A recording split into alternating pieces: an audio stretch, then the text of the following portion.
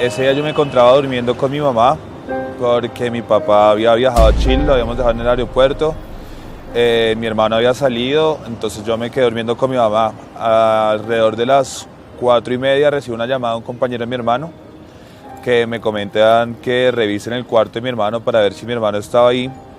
Le hago caso, le digo que mi hermano no está y me dice que mi hermano estaba desaparecido pero que no le contara nada a mi mamá. Y ahí fue en donde empezó todo nuestro 30 de octubre.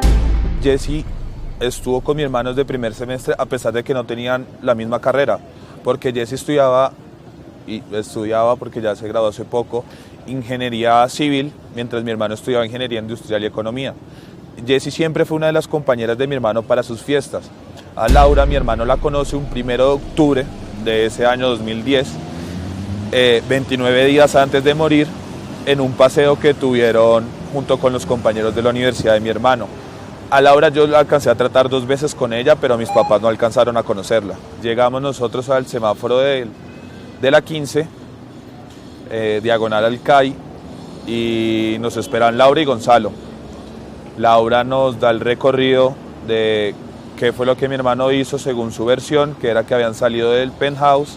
Mi hermano estaba un poco alicorado, tenía hambre, compra un perro caliente, lo muerde y empieza a correr. Luego Laura y mi hermano llegan hasta el caño y Laura simplemente ve la sombra de mi hermano. El doctor Antonio Luis González sí encuentra elementos materiales probatorios para llegar a imputarle cargos a Laura Milena Moreno y a Jessy Quintero. ¿Por qué? Porque entre ellas estaban contradiciendo, y los análisis link que el doctor Antonio Luis González mediante policía judicial realizaba no figuraban en lo que ellas en sus testimonios decían. Había una hipótesis y era la de nuestra cliente. Nuestra cliente decía, Luis Andrés se cayó al caño. No se tiró, nunca dijo que se lanzó, sino que se cayó, que es diferente.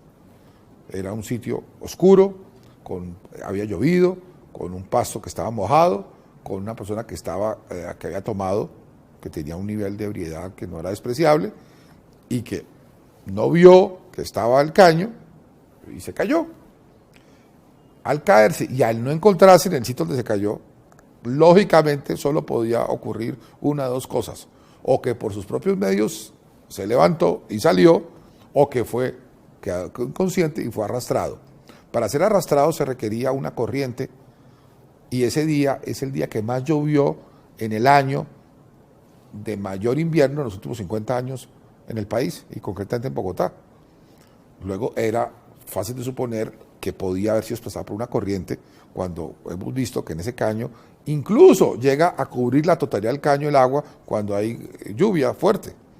Entonces era posible que hubiera sido realmente desplazado. Mi mamá se acerca a la Universidad de los Andes para hablar con los compañeros de mi hermano, hablar con Laura, hablar con Jessy. Nos esperábamos mucho de Jessy, pero cuando hablamos con Laura casi no nos quiso comentar nada. Y luego cuando mi mamá buscó a Jessy lo que le decía era que simplemente ella se centraba en lo que Laura había dicho. ¿Por qué? Porque mi mamá le hacía una pregunta como ¿a qué hora salieron de penthouse? Entonces Jessy le respondía, ¿qué te respondió Laura? Nosotros decimos que para basar su respuesta con base a eso. Probamos que toda la historia que contó la Fiscalía a la opinión pública a través de estos años, probamos que todo era falso. ¿Qué era falso? Ustedes pueden recordar que las primeras versiones indicaban que el joven Luis Andrés había sido atacado, lo habían tomado, se lo habían llevado en un vehículo, había estado por lo menos 12 horas en algún lugar de la ciudad de Bogotá, que eso era lo que explicaba unas livideces, y que después había sido llevado al caño donde lo pusieron y luego lo encontraron. Y esa historia fue la que le vendieron a Colombia.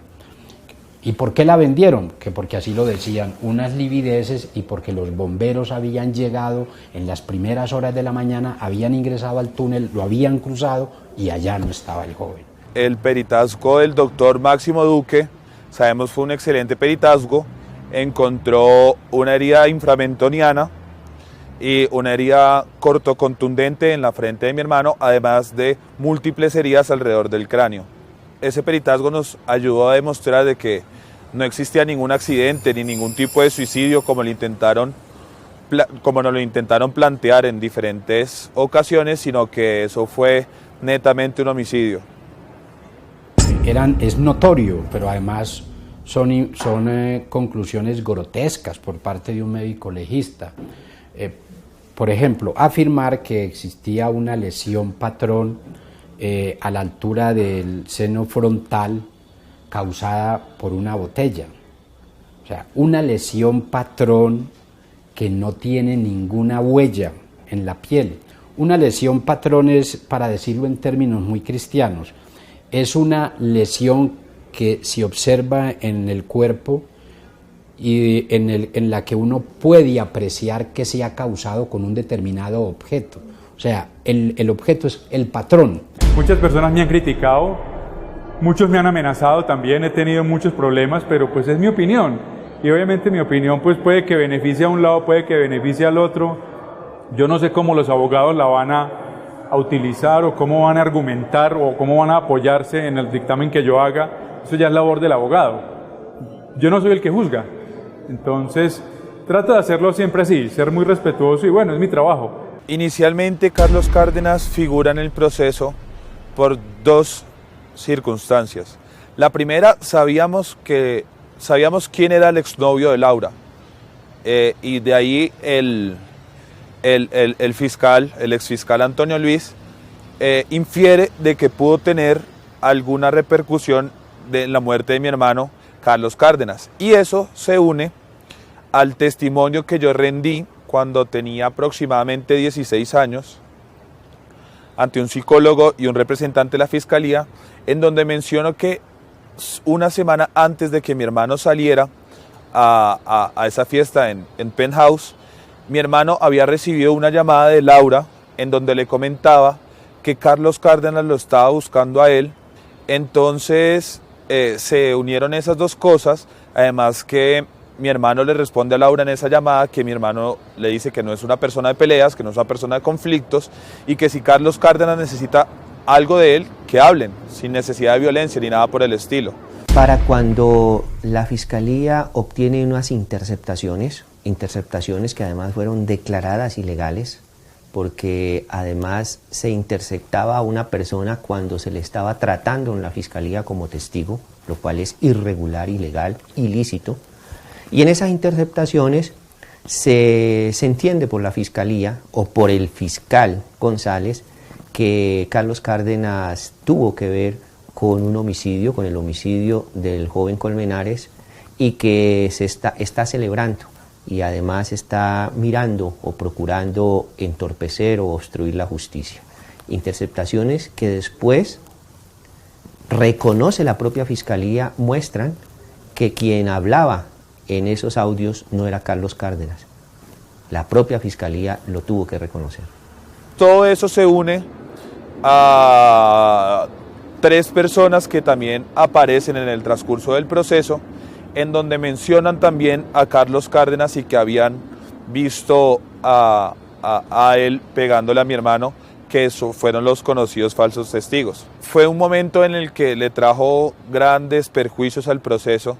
Esas tres personas que puedo decir, no sé, bueno, ya están condenados por su falso testimonio, pero no sé hasta qué punto estaban ellos dando un falso testimonio, porque habían cosas que sí se ataban al proceso y que sí eran reales. De pronto fue una falta de investigación, o además de eso, que esos falsos testigos se cruzan con el cambio de fiscal. Ya Antonio Luis González deja su proceso, pero esos testigos ya fueron condenados y ya yo confío en la justicia, y si la justicia dice que sí eran falsos testigos, pues no queda más que creerle a la justicia. Wilmer Ayola decía que él vio cómo Carlos asesinaba al joven Colmenares, pero pudimos acreditar que Wilmer Ayola esa noche y esa madrugada estuvo en Bochica, en el suroccidente de Bogotá, y que no era posible porque tenía que estar firmando unos puestos de vigilancia que mostraban que el máximo intervalo fue de 19 minutos. En 19 minutos usted no llega de Bochica al Parque El Virrey, ve un asesinato y se regresa. Otro, Jonathan Martínez, que decía que vio desde tal lugar cómo lo asesinaban, cuando para verlo tendrían que no existir como 10 o 12 edificaciones y tener un ojo biónico. Y el otro que decía que ese día él estaba dedicado a vender estupefacientes y que andaba en su carrito Mazda plateado, identificado de tal manera. Pero olvidó que para ese momento él todavía no había adquirido ese carro y que ese carro para ese día, ese 30 o 31 de octubre del 2010, el propietario lo tenía en Villavicencio, para darle una idea. Pero también con una prueba técnica demostramos, porque gloria a Dios, Carlos Cárdenas hizo unas llamadas esa noche, esa madrugada, que demuestran técnicamente, por las celdas que identifican el lugar de una persona cuando está operando un celular, que no podría estar en ese lugar, sino que estaba en lugares muy distintos a ese. Así se logró la inocencia, que profirió la declaratoria de inocente de Carlos Cárdenas, que profirió un juez de la República y que confirmó el Honorable Tribunal Superior de Bogotá, al punto que ni siquiera la Fiscalía ni las víctimas, los padres del joven Colmenares, impugnaron la decisión del tribunal.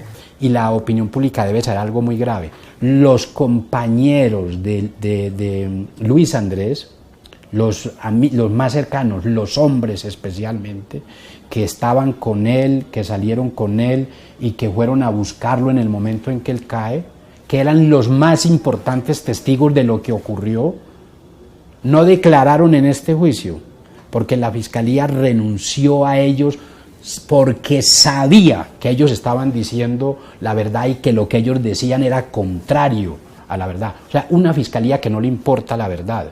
Yo siempre voy a vivir agradecido de los medios, porque los medios de comunicación fueron aquellos que impulsaron el proceso de mi hermano por más abogados que tuviéramos. ¿Por qué? Porque gracias a los medios se le dio la connotación al caso de mi hermano a tal punto en que lo llevó a darse a conocer y a despertar a la gente un cierto interés por él. Aunque algunos medios también se han encargado de desinformar a las personas, de colocar simplemente las partes que les interesa a la defensa, plasmarlas en sus artículos, pero muchas veces desinforman, pero la mayoría de veces nos han ayudado y siempre voy a estar agradecido con los medios de comunicación porque sacaron el caso adelante.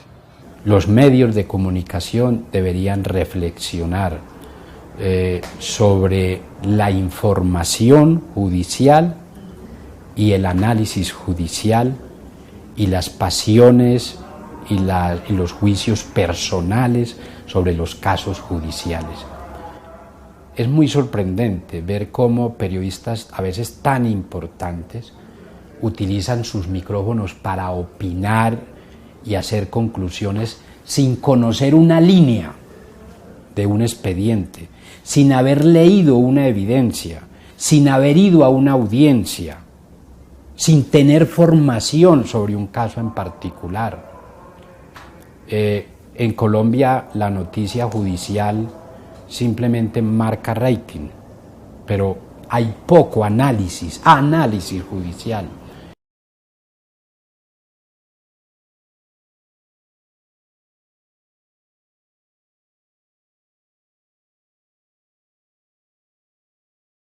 Laura no solamente es inocente, sino que además probamos que era inocente.